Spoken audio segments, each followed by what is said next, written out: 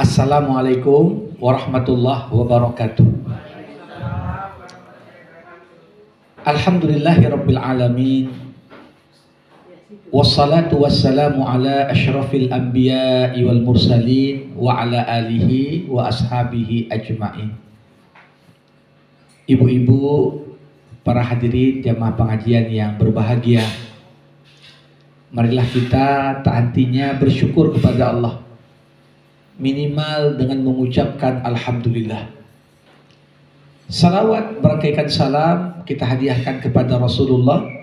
Allahumma salli wa sallim wa barik alaihi.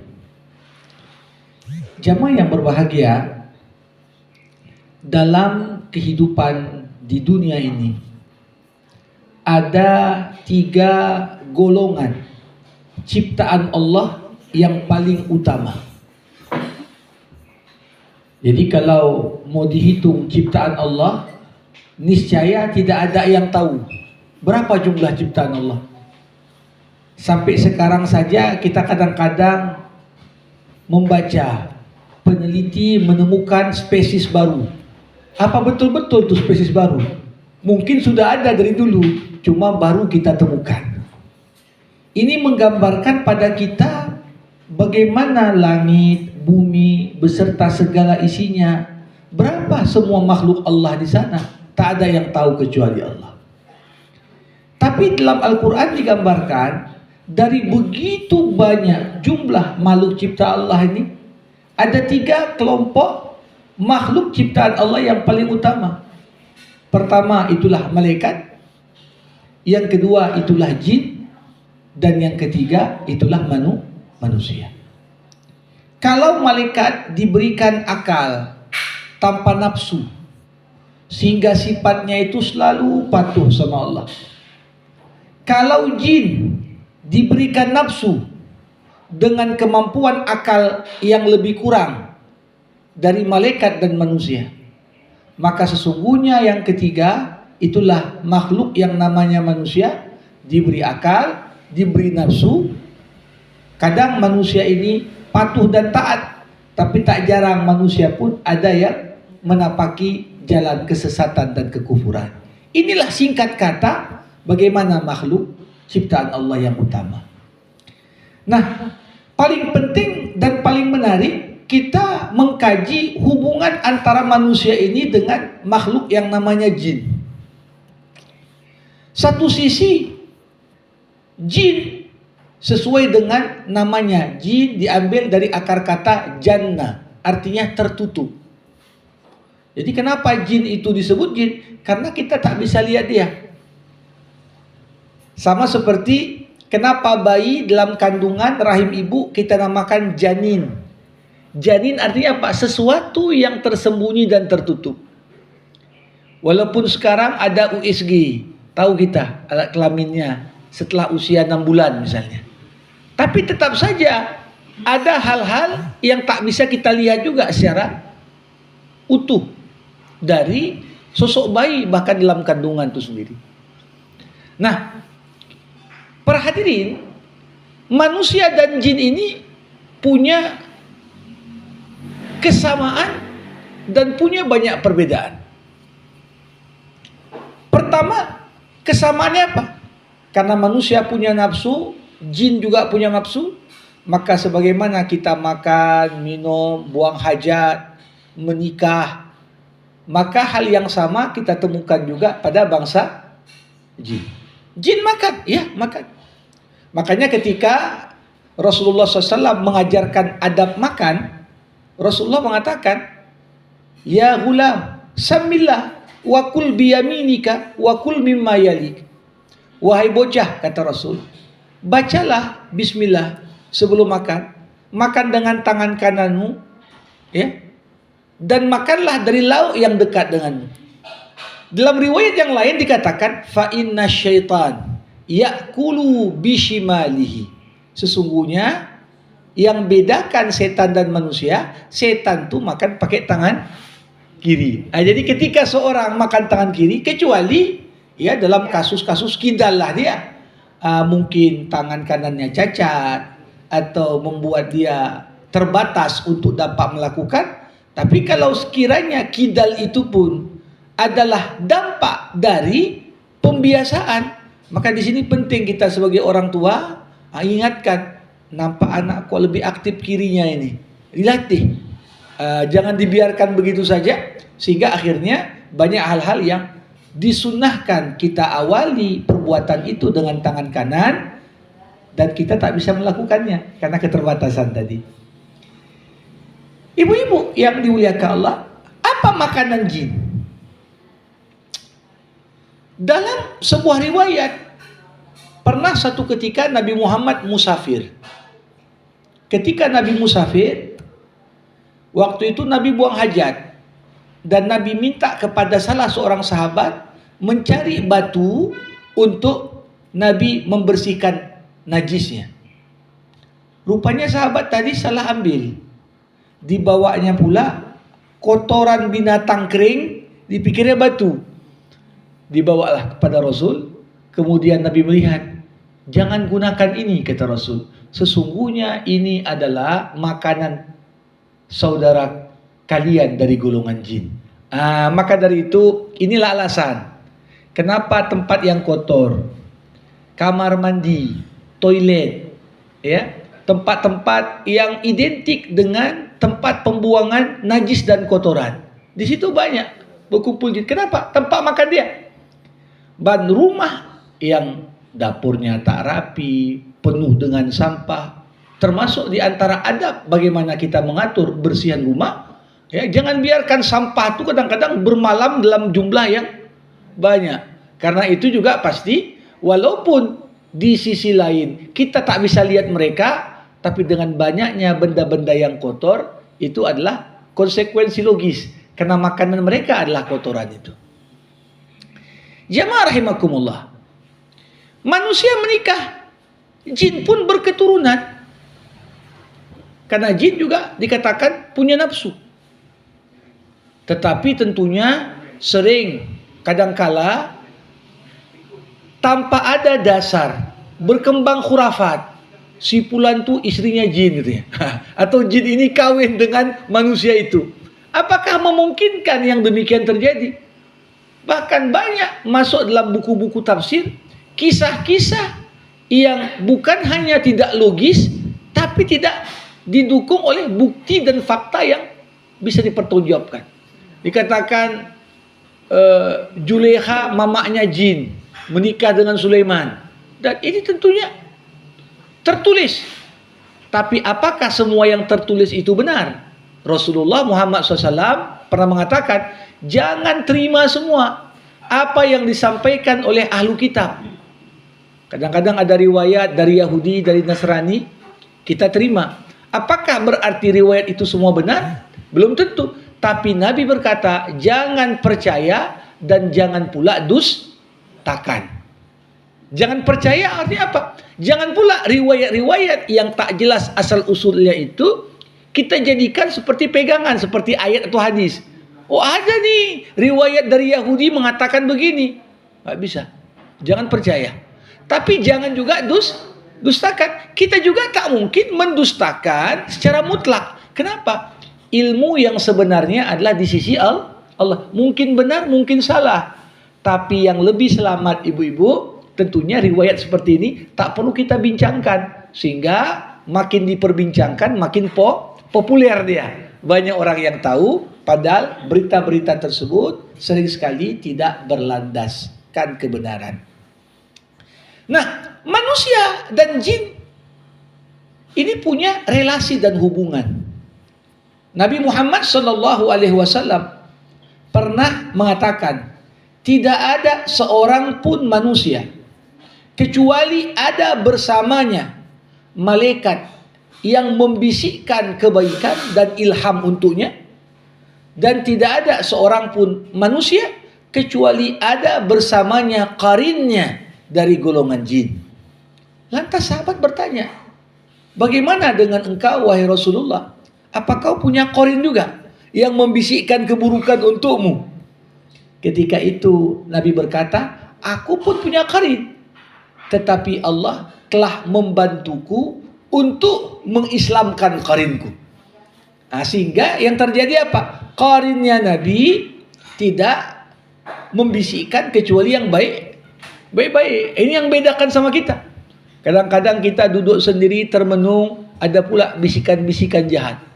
Muncul pikiran-pikiran kotor. Kadang-kadang terbayang ada dialog dalam diri kita untuk melakukan sesuatu yang dilarang dalam pandangan agama. Ini semua yang disebut di dalam surah An-Nas min syarril waswasil khannas. Was-was, itulah bisikan. Bisikan yang mendorong kita untuk melakukan perbuatan-perbuatan yang tidak baik, yang dengan perbuatan tak baik itu semakin menjauhkan kita kepada Allah. Ibu-ibu, kalau jin itu satu golongan makhluk Allah yang besar, dijelaskan bahwasanya jin ini pun secara umum dibagi menjadi dua kelompok. Ada jin yang muslim, ada jin yang tetap dalam kekufuran. Jadi macam manusia perlu didakwahi, jin pun perlu didakwahi. Tetapi Allah Subhanahu wa taala ketika mengutus Nabi Muhammad sallallahu alaihi wasallam sebagai nabi terakhir, Nabi bukan hanya diutus untuk manusia, tapi juga diutus untuk jin. Makanya ada di dalam Al-Quran salah satu surah namanya surah jin. Isinya apa? Digambarkan di zaman Nabi Muhammad masih hidup, datang sekelompok jin menyatakan masuk Islam. Maka dari itu tentunya sekarang jin-jin yang Islam itulah yang berdakwah di tengah-tengah golongan jin, karena kita pun tak nampak mereka, kecuali tentunya orang-orang yang Allah izinkan untuk dapat melihat dunia jin secara umum. Nah, jadi ada istilah iblis, ada istilah setan. Apa kaitannya dengan jin? Apa kaitannya dengan jin? Tentunya iblis, ibu-ibu, kata ini hanya disebutkan di dalam Al-Quran selalu dalam bentuk tunggal. Artinya apa? Iblis itu cuma satu. Iblis itu cuma satu. Siapa iblis?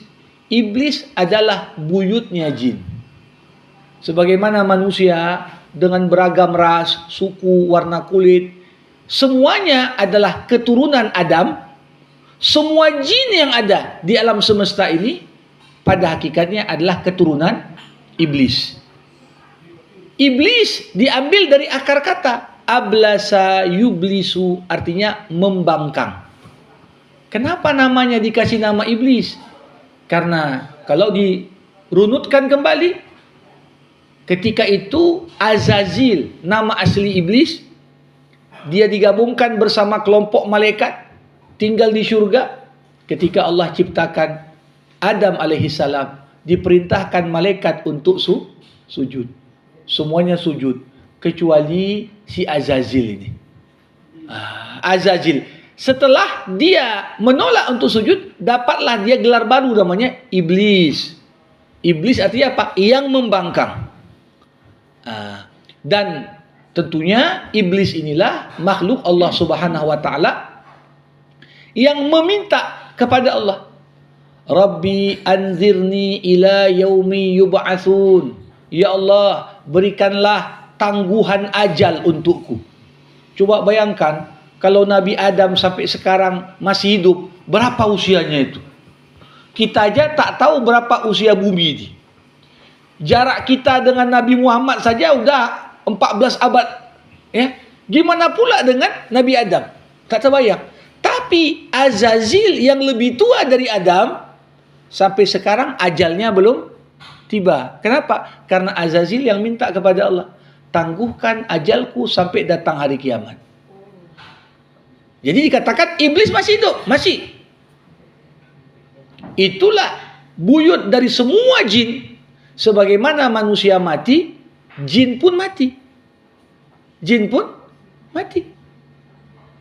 Jadi jangan dikira jin tak mati, mati. Tapi buyut jin Azazil, itulah iblis, dia minta ditangguhkan ajalnya sampai datang hari kiamat. Ibu-ibu rahimakumullah, dalam sebuah hadis Nabi Muhammad sallallahu alaihi wasallam menceritakan di mana posisi iblis saat ini. Karena ketika Adam diusir dari surga, iblis pun juga lebih dulu diusir. Di mana posisi iblis? Dalam sebuah hadis dikatakan, iblis berada di atas singgasananya di tengah lautan. Laut mana itu? Allah yang paling tahu. Ada yang mengaitkan, oh ini dekat segitiga Bermuda. Oh ini di mana? Ya.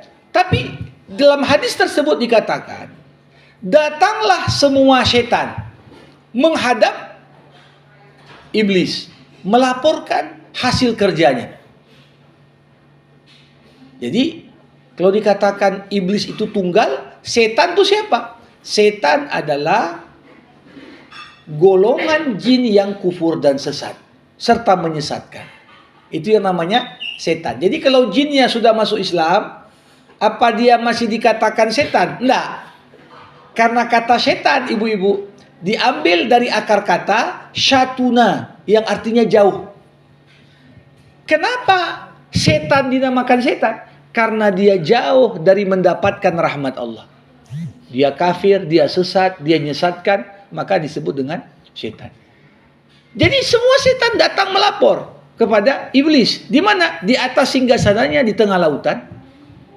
Dikatakan oleh setan A, aku sudah membuat si fulan itu mabuk. Iblis berkata, biasa itu. Yang kedua mengatakan, aku sudah buat si fulan itu berbohong. Biasa itu. Aku sudah buat si fulan itu berzina. Biasa itu. Hingga tiba seorang setan berkata, aku sudah membuat si fulan dan si fulanah bercerai. Seketika itu dalam hadis yang saya bacakan, iblis berkata, duduk kau di sampingku. Dan yang duduk di samping iblis adalah siapa yang dianggap paling besar prestasinya dari pengikutnya dari golongan setan. Nah, jadi ini gambaran. Bahkan dalam surah Al-Baqarah Allah katakan, ya, wattaba'u ma tatlu syayatinu ala mulki Sulaiman wa ma kafara Sulaiman walakinna syayatina kafaru yu'allimuna an-nasa sihra. Ya. Kaitan setan dengan sihir dikaitkan pula yang ketiga dengan apa? Wa yata'allamuna ma yufarriquna bihi bainal mar'i wa zawji.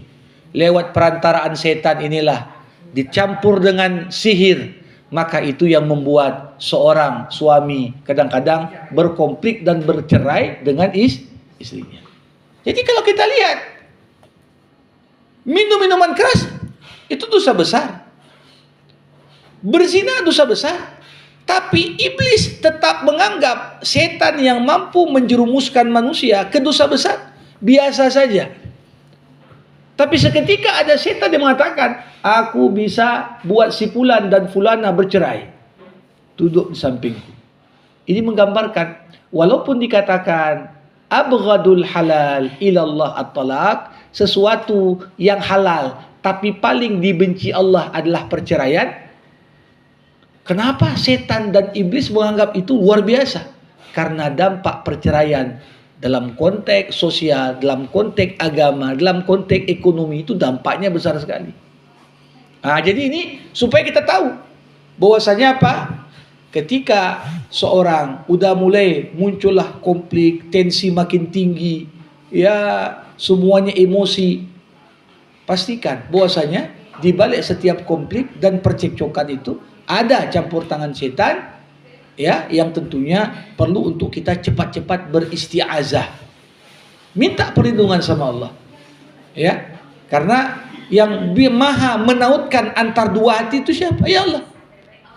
Tapi siapa yang memutuskan silaturahmi antar sesama? Ya setan, dengan membangkitkan ego masing-masing, sehingga dialah merasa dia paling benar, dia paling baik, sedangkan orang lain tentunya berbeda dengannya. Ibu-ibu yang dirahmati Allah Subhanahu wa taala. Jadi itu tadi beberapa hal. Tidaklah manusia minta pertolongan jin, kecuali manusia pada akhirnya justru akan ditipu. Jadi sering sekali kan kita menganggap, oh lebih pandai jin daripada kita, lebih hebat jin daripada kita.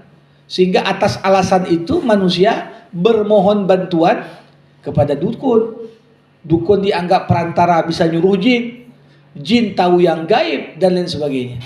Padahal dalam surah jin Allah katakan, wa innahu kana rijalun minal jinni ya'uzuna rijalun minal insi ya'uzuna birijalin minal jinni fazaduhum rahaqa.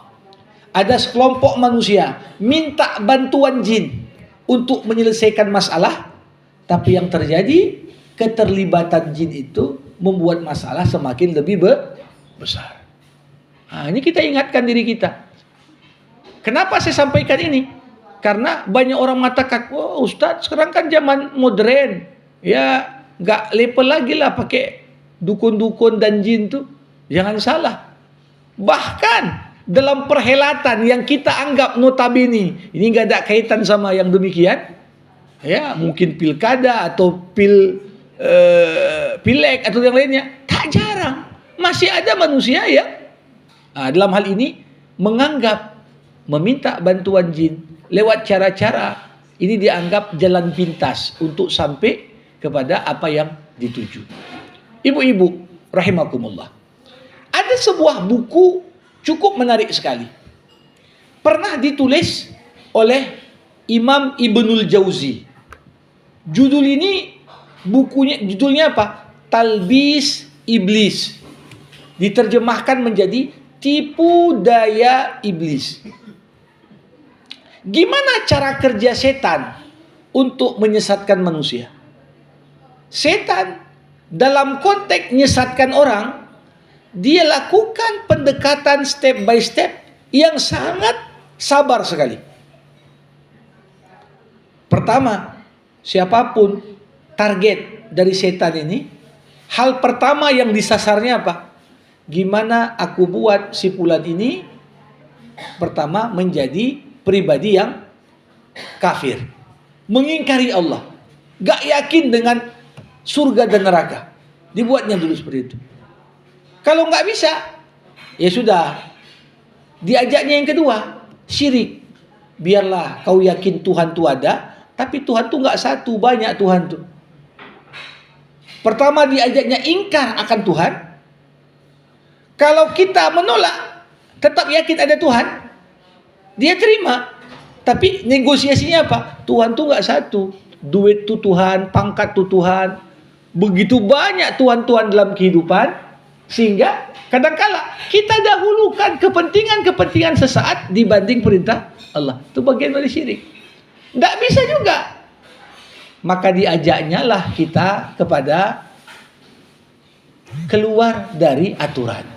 Itu yang disebut dengan bid'ah. Nambah-nambah sesuatu yang tak ada dalam agama. Tujuannya apa?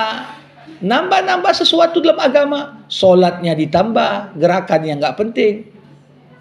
Ya, mungkin amal-amalan lain juga ditambah bilangannya, waktunya, tanpa ada dasar. Bisa disesatkan. Masuk ke tahap berikutnya. Apa itu? Disibukkan kita dengan yang sunnah supaya kita tinggalkan yang wajib. Gimana lah supaya kita ini abai dari yang wajib? Banyak orang kadang-kadang, ini sering sekali kita lihat, semangatnya dia mau sholat id sampai nggak sholat subuh. Ini dia. Nggak salah semangat untuk sholat id, itu sunnah tapi jangan sampai persiapan untuk sholat id sampai nggak sholat subuh. Nah, ini sesuatu yang tentunya bertentangan dengan ketentuan. Kadang-kadang kita disibukkan dengan yang mubah supaya meninggalkan yang sunnah.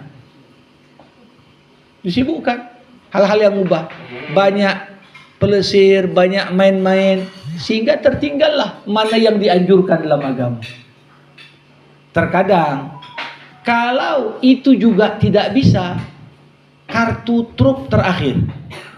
yang menjadi senjata terakhir iblis untuk bisa menyesatkan manusia.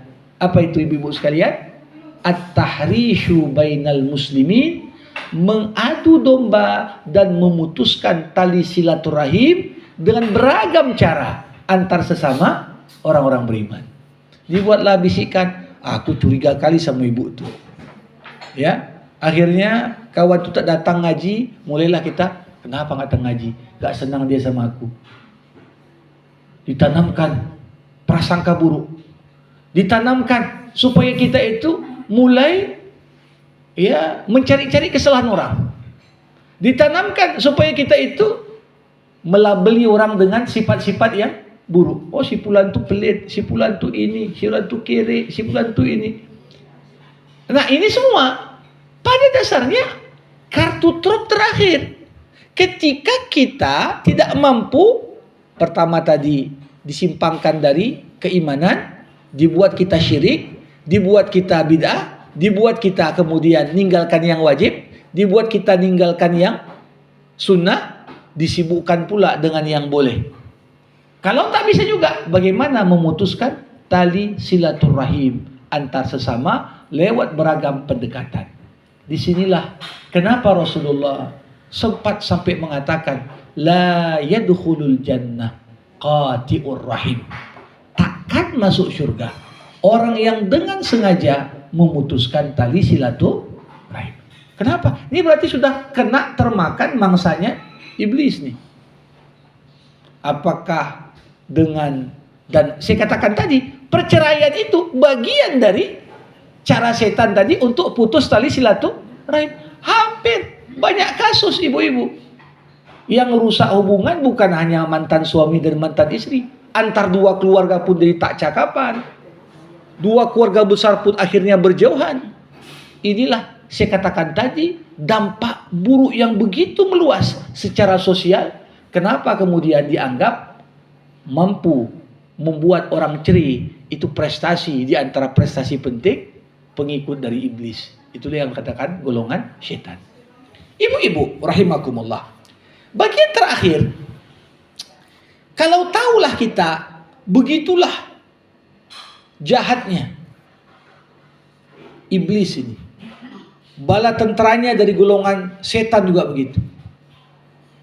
Sejauh mana iblis itu bisa memberikan dampak kepada kita?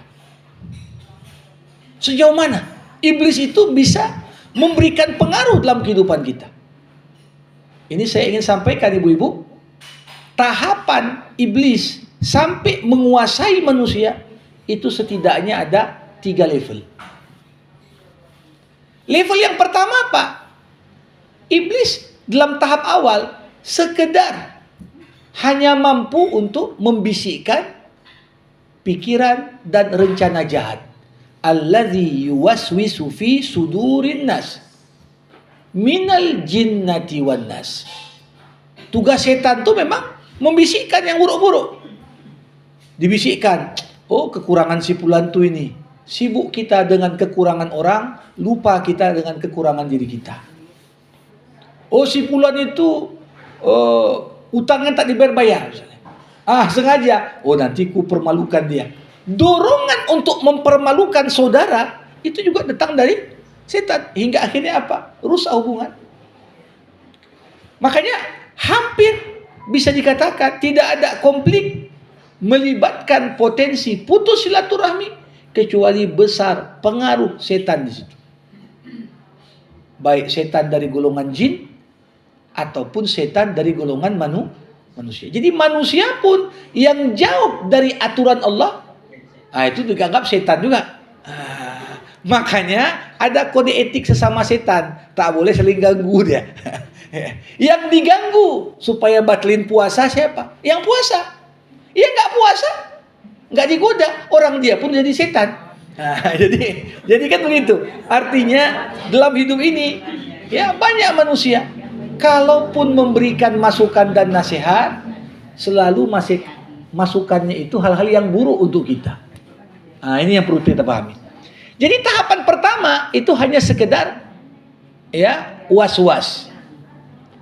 Kadang-kadang ibu-ibu Tidak hanya sampai di situ, pada tahapan kedua, setan itu udah lebih kuat daripada sebelumnya. Kuatnya dalam hal apa? Rasulullah mengatakan, asyaitanu yajri fil insan majrad dam. Setan itu masuk pada tubuh manusia lewat aliran darah. Ini salah satu hikmah. Kenapa dikatakan ketika kita puasa Ramadan, setan-setan itu dibelenggu? Karena tak makan, ya artinya aliran darah pun mengecil. Sehingga setan itu tidak dengan lebih leluasa untuk membisikkan hal-hal yang buruk. Nafsu itu bisa terkekang sedikit ketika kita berpuasa. Kita tahan diri kita dari ini dan itu.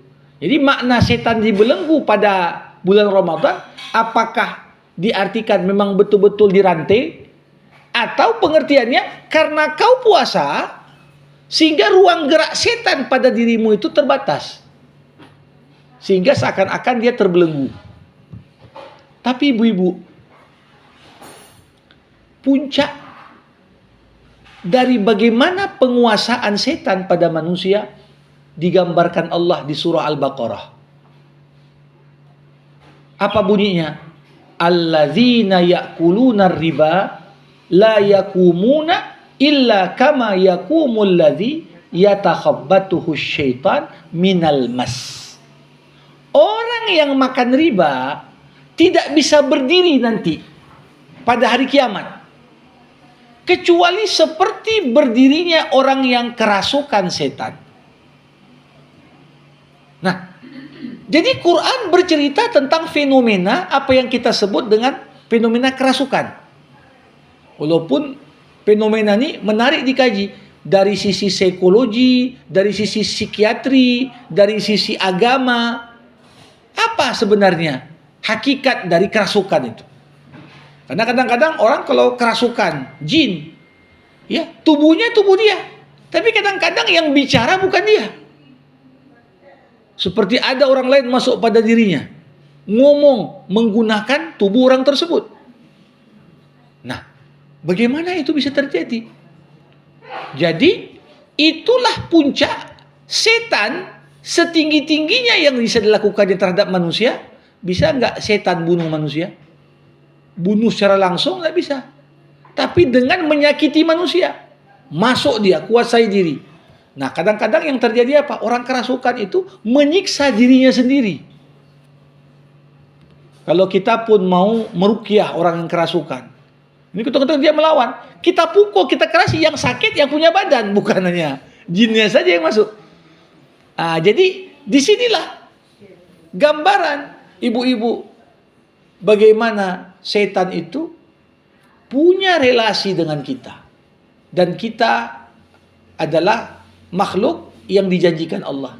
Ketika iblis minta izin kepada Allah, ya Allah, panjangkan umurku. Allah katakan, untuk apa panjang umur kau? Aku ingin sesatkan anak-anak keturunan Adam. Apa yang dikatakan Allah ketika itu? Inna ibadi laisa laka alaihim sultan. Sesungguhnya hamba-hambaku yang menjaga ibadahnya dengan baik kepadaku, kau tak punya kuasa. Tak punya kuasa dalam pada apa? Sampai merasukinya, sampai mempengaruhi pikirannya, yang kau mungkin cuma apa? Bisik-bisikkan saja. Dan ketika kita terhubung dengan Allah lewat zikir, bisik-bisikan itu pun tidak akan memberikan dampak yang berarti kepada kita semua. Jadi ini kalau kita perhatikan bagaimana hubungan ini penting untuk kita pahami, karena hidup ini tak pernah selesai dari interaksi kita dengan jin dan setan secara langsung. Imam Hasan Basri pernah ditanya, Imam, apakah setan punya waktu libur? Kita punya waktu libur tanggal merah. Apa setan punya waktu libur? Dijawab oleh Hasan Basri, kalau setan libur, wah hari raya kita, katanya. Tapi setan tak ada waktu liburnya. Seketika kita terputus dari terhubung kepada Allah, disitulah dia datang. Kenapa setan dinamakan Al-Khannas? Alladzi yuwaswisu fi sudurin nas. Ya, alladzi min syarril waswasil khannas. Setan itu dinamakan khannas. Apa arti khannas, ibu-ibu? Dia maju mendekat pada manusia ketika kita jauh dari Allah. Tapi dia mundur dari kita. Menanti dan menunggu kapan momen yang tepat ketika kita dalam posisi sedang terhubung dengan Allah. Terhubung di sini apa? Ya kadang-kadang nampaknya terhubung, tapi tak terhubung. Buktinya apa? Orang sholat pun masih ada juga setannya. Nah, sholat dia Allahu Akbar, teringat dia, jula-jula belum bayar tuh. Siapa yang ingatkan? Setan. Supaya kita terputus. Tapi kalau kita sholat itu betul-betul terhubung, nggak bisa masuk dia. Nah, jadi betapa hidup ini tantangan berat. Dan tentunya orang-orang yang soleh, orang-orang yang terhubung dengan Allah, inilah yang akan. Maka dari itu perlu kita biasakan membacakan isti'azah. Ya. Kenapa perlu minta perlindungannya sama Allah? Gimana kita melawan musuh yang nggak bisa kita lihat? Kan berat. Gimana kita mau menyerang musuh yang kita tak tahu di mana posisinya, tapi dia bisa pengaruhi kita? Maka di momen itu kita menyadari tidak ada kekuatan, tidak ada daya, tidak ada upaya, kecuali kita perlu melibatkan Allah dalam melindungi diri kita semua. Makanya bukan hanya memulai hari dengan isti'azah, ya, bukan hanya isti'azah mau baca Quran saja, tidak. Apapun, mulai sebelum Bismillah isti'azah. Bukan hanya itu, ya, melindungi diri dengan ayat-ayat ruqyah. Itu juga bagian dari cara kita meminta perlindungan kepada Allah. Ya, Nabi tak pernah menutup harinya sebelum tidur kecuali membaca ayat kursi, membaca mu'awwizatain, membaca surah Al-Fatihah. Beberapa surah Al-Quran disebutkan Nabi keutamaannya. Siapa yang membacanya di pagi hari dilindungi sampai malam hari. Siapa yang membacanya di malam hari dilindungi hingga pagi harinya. Seperti surah Al-Muluk, surah Al-Waqi'ah, dan lain sebagainya. Nah, ini gambaran bahwasanya penting kita mengenal, ya, siapa saja makhluk Allah sekitar kita, dan mudah-mudahan kita pun, ya, tetap istiqomah, ya, tidak terpengaruh dengan segala tipu daya dan senjata yang dimiliki oleh golongan setan dan pengikut iblis ini. Nah, ini pengantar dari saya untuk pertemuan kita di siang hari yang berbahagia ini. Kepada ibu-ibu yang berhadir, dipersilakan kalau ada yang mau berkomentar terkait topik ini atau topik lainnya sebelum kita tutup nanti dengan doa bersama. Dipersilakan. Isti'azah itu adalah istilah untuk menunjukkan ucapan a'udzubillahi minasyaitonirrajim. Jadi kalau ucapan bismillah kan disebut basmalah. A'udzubillahi minasyaitonirrajim itu disebut isti'azah. Isti'azah artinya apa? Permohonan minta perlindungan kepada Allah. Permohonan minta perlindungan kepada Allah. Kenapa kita minta perlindungan sama Allah? Karena kita tahu kita nggak bisa berdaya menghadapi musuh ini. Nggak nampak dia. Kalau setannya dari golongan manusia menggoda kita, kita pergi aja. Tapi dari jin ini kemanapun tetap dibisikkannya. Maka mintalah perlindungan pada Allah supaya Allah yang mengusirnya. Demikian. Baca. Ya. Silakan ibu yang lain. Kalau Ya. Ustaz nanya, kalau kita sholat kan suka dipengaruhi setan. Iya. Setan apa namanya itu, Ustaz? Iya. Untuk sebutan nama spesifik saya tak tahu. Tetapi yakin ada. Ada apa ya yang menjadi, karena kita menyadari betul solat itu dianggap mu'tarakul mu'min. Medan perangnya orang yang beriman salah satunya adalah solat. Perang lawan siapa? Lawan jin tadi, lawan setan tadi. Kadang-kadang jangankan belum mau solat, masih terpikir ambil wudhu lah, datanglah situ malas, disibukkan kita dengan yang lain, udah ditunda-tunda. Itu sudah mulai, artinya dia menghalangi kita untuk bergerak menuju terhubung kepada Allah. Nah, kalaupun sudah solat, Allahu Akbar. Nah, dikatakan Nabi, salah seorang di antara kalian mungkin hanya dapat khusyuknya berapa? 1/10. Ada yang dapat 2/10. Ada yang dapat 9/10. Jarang sekali orang bisa dari awal hingga akhir khusyuk. Pengertian khusyuk ini apa? Ketika solat itu, dari awal hingga akhir, dari takbiratul ihram hingga salam, seorang yang solat betul-betul dalam posisi wala zikrullahi akbar. Mengingat Allah lebih besar dari segalanya. Jadi walaupun ada godaan dan gangguan, dianggap Allahu Akbar. Oh, urusan solat ini lebih penting dari utang itu. Allahu Akbar. Urusan solat ini lebih penting nanti dari kerjaan yang masih menumpuk. Tapi ketika kita tersibukkan, makanya Nabi pun mengingatkan, kalau ada sesuatu yang mendesak, selesaikan dulu baru solat. Orang sesak buang hajat, solat dia. Ini nggak mungkin khusyuk. Ya, karena kalau udah sesak pasti mikirin kayak mana mau cepat. Orang yang sudah lapar dan makanan sudah dihidang, Rasulullah mengatakan makan dulu. Kenapa? Karena itu pasti akan memotong solatmu dari mengingat Allah. Solat ingat, lau apa ini ya? Ini kan bahaya juga. Begitu juga dengan ya kerja-kerja yang mendesak, selesaikan. Jangan sampai justru solat itu tidak menjadi media terhubungnya seorang hamba dengan Allah karena pikirannya nggak dalam solat, walaupun badannya sedang gerakan solat. Karena khusyuk itu harus komprehensif dia. Pikiran, hati, gerakan semuanya memang terhubung sama Allah Subhanahu wa taala. Demikian. Ada satu doa yang menarik. Ini dibaca oleh ibundanya Maryam,